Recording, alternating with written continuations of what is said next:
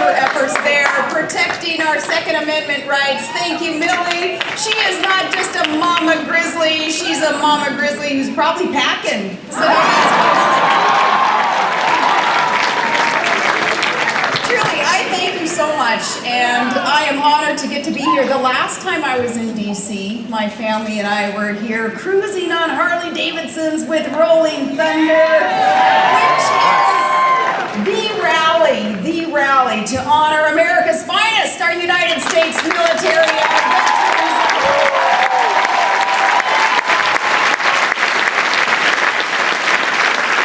Nothing says America louder or prouder than chopped Harley hogs, driven by our heroes, those vets. Now, when we were here last, my husband Todd, he was able to drive one of those 400,000 machines that day. He traded in the bike, though, for a snow machine this week. He's back home gearing up for his 2,000-mile race across Alaska, the Iron Dog, so he couldn't make this trip. My girls are here, though. They were with me at Rolling Thunder. Bristol and Willow are here with me somewhere today out here.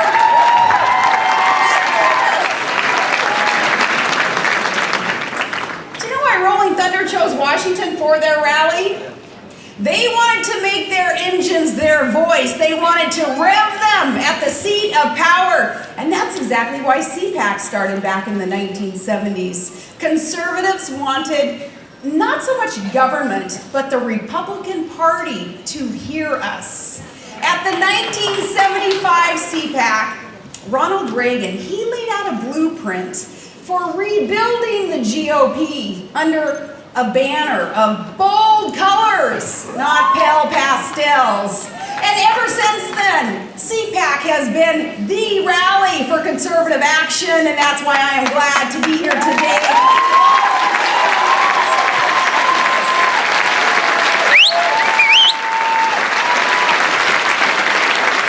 Now today, the conservative movement has never been stronger or brighter, with people at the grassroots.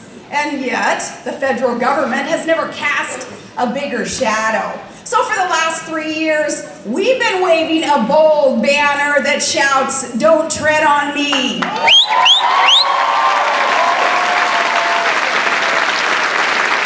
See, the Tea Party rose up because Americans woke up.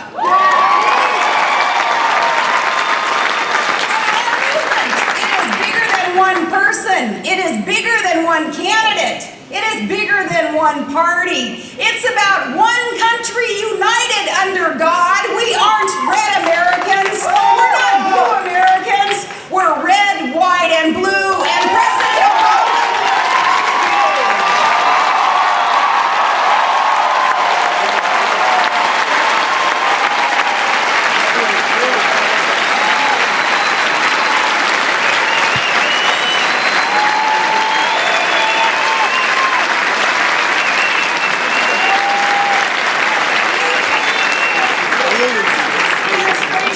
Cannot afford 4 more.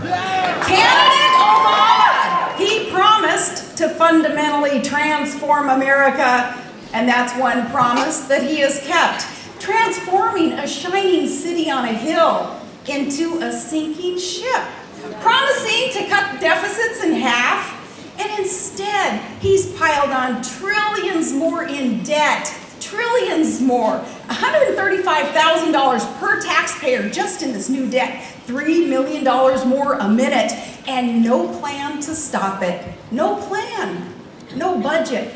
Going on 1,000 and some odd days, and still no budget. He mucked it up.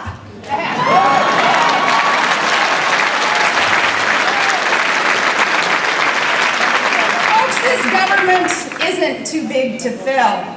It's too big to succeed. It's too big to ignore, and it's too big to bear anymore.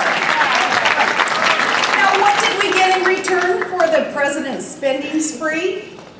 About 8.5% unemployment and 13 million Americans who can't find work. 46 million living in poverty. Now, government dependency under Obama has gone up 23%. And for the first time in our history, folks are fearing that our future is going to be worse than our past. and look around. You can see some decline. You can see failure. But it is not a failure of the American people. It is not a failure of America itself. It is the failure of our leadership.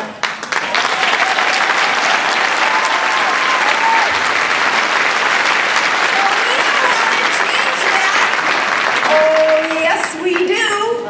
Oh, yes, we can.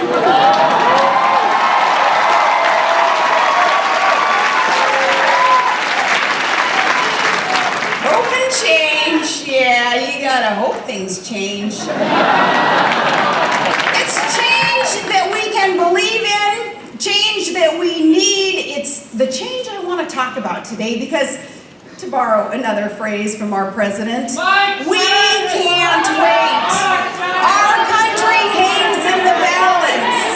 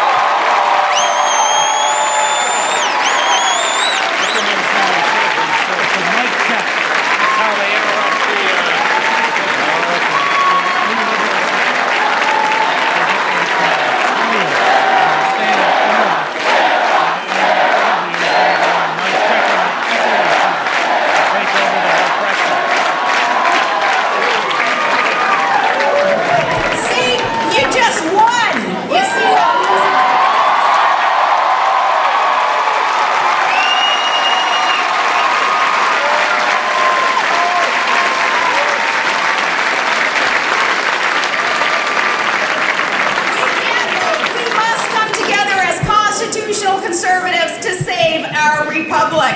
America has reached her tipping point. The door is open though, folks. Declare it. The door is open. Now, if they keep trying to tax and take and spend our way to prosperity, we know where we'll end up.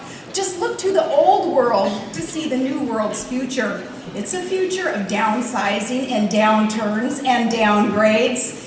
Now that's the future of the far left's dream. That's not the American dream. And so help me God, it's not a future we will ever accept.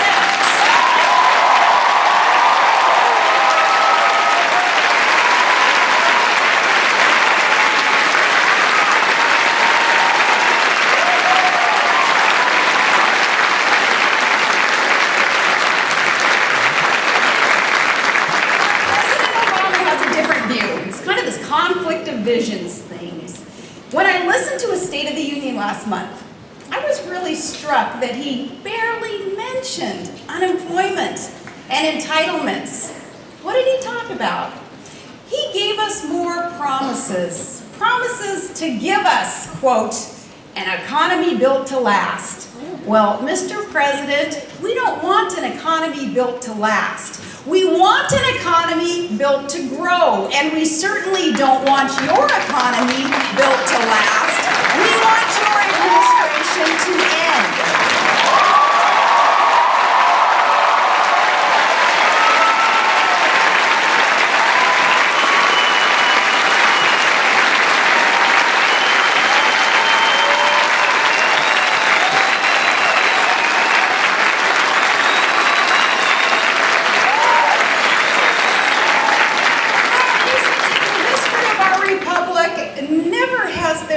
Such a gaping disconnect between how our own president sees the State of the Union and how the Americans whom he is to serve sees the State of the Union.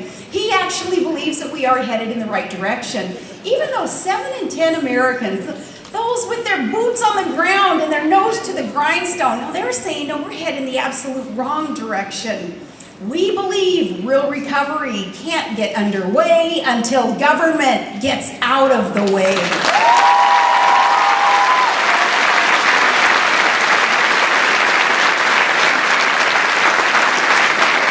president wants to raise taxes so he can redistribute wealth.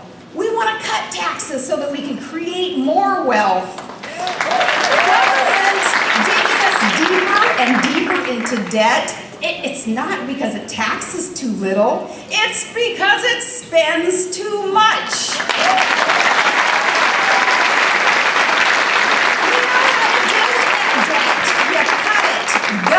Get rid of it. Americans shouldn't have to spend their lives working so hard so Washington can spend easy. He says that he has a jobs plan now, a jobs plan to win the future. WTF, I know.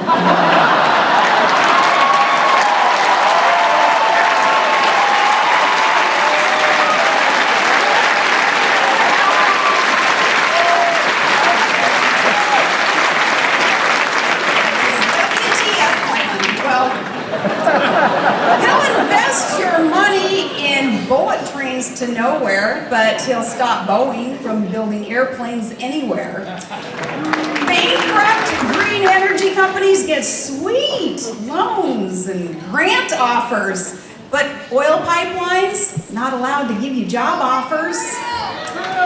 We say his plan isn't winning the future. It is losing our country. We have a better jobs plan, and it's called the free market, and it will